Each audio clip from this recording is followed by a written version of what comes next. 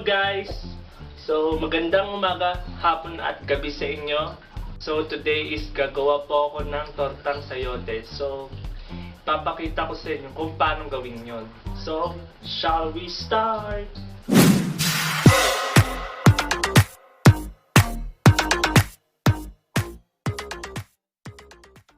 So ito na ang mga recipe guys, yan. So sugar, brown sugar, pwede din white sugar. Mas recommend ko yung white sugar.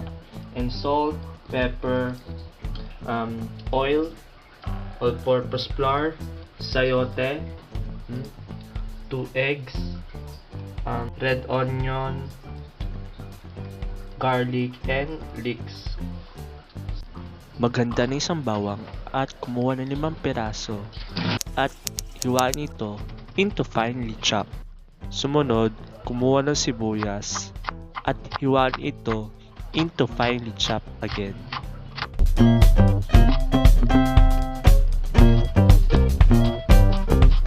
Then, hiwain ang spring onions into small pieces. I mean, finely chopped.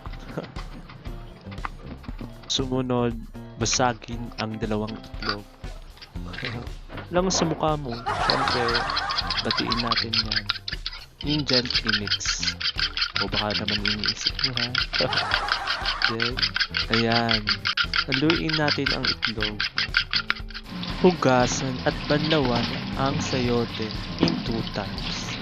Tapos, hiwain ang sayote into finely chopped.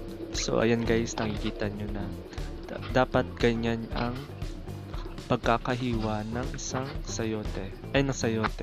So, tapos na tayo sa paghiwa ng sayote. Ang sumunod, magpainit ng kawali at maglagay ng 2 tablespoon of oil.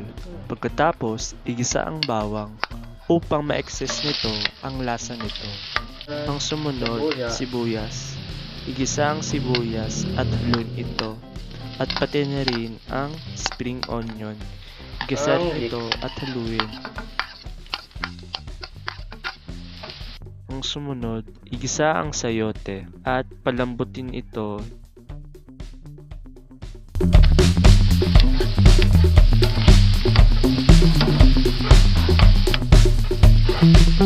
Sumunod, ilagay ang 1/8 teaspoon pepper powder and 1/4 teaspoon of salt and 1 teaspoon brown sugar or pwede na rin ang white sugar.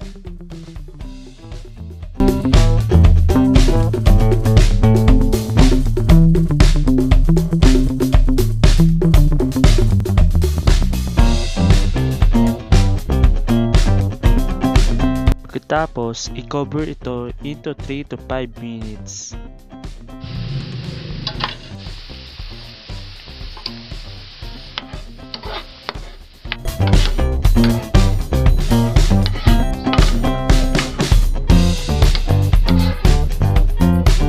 Tapos, patiin ang stove at kuhain ang saute mix ng sayote. Pagkatapos, ilagay ang 2 cups of all-purpose flour. At patayin rin ang pinagbatian ng itlog at haluin ito ng dahan-dahan upang hindi madurog ang sayote mixture. So, ayan na guys. Okay na ang sayote mixture. So, ayan, magpainit ng kawali. Pagkatapos, ilagay ang mantika ng 2 cups. Then, pagkatapos magpainit ng mantika, ilagay ang sayote mixture ng mga 1 cup. At hintayin ito until maging golden brown. So, ayan na guys. Ito na ang tortang sayote. So, huwag nyo kalimutan i-subscribe to my YouTube channel, Johnnyjanceltv, and click notification bell for more upcoming videos. So, hanggang dito na lang guys. And peace out.